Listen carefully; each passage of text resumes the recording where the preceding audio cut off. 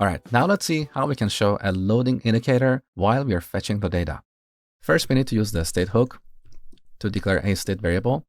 We initialize it to false and call it is loading.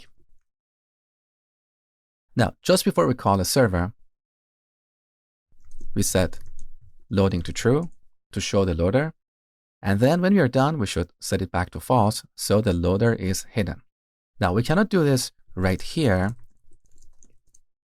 because calling the server is an asynchronous operation. Asynchronous means non-blocking. So this line of code is not going to block the execution of our code. So the control will immediately move to the next line and will end up hiding the loader. This is not what we want. Instead, we should hide the loader when our promise is settled, whether it's resolved or rejected. Now, there are two ways to do this. We can do this in our callbacks. So right here, we add a block of code.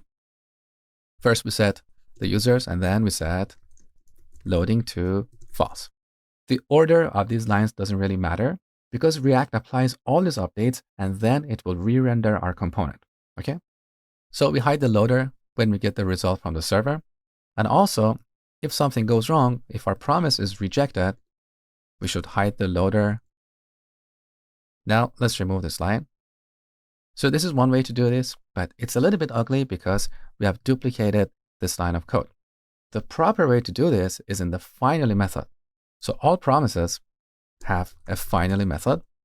Here we can pass a callback, and this will always get executed when our promise is settled, whether it's resolved or rejected. With this, we can write this piece of code only once. However, this doesn't work with the strict mode turned on.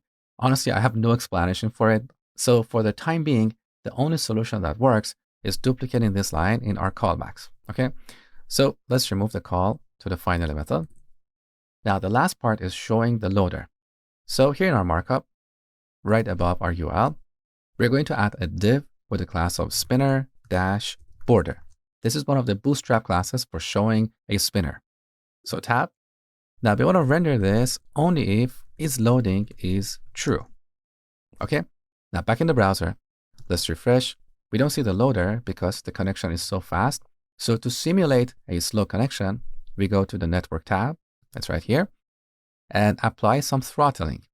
So here we can simulate a fast or slow 3G connection. Now let's refresh.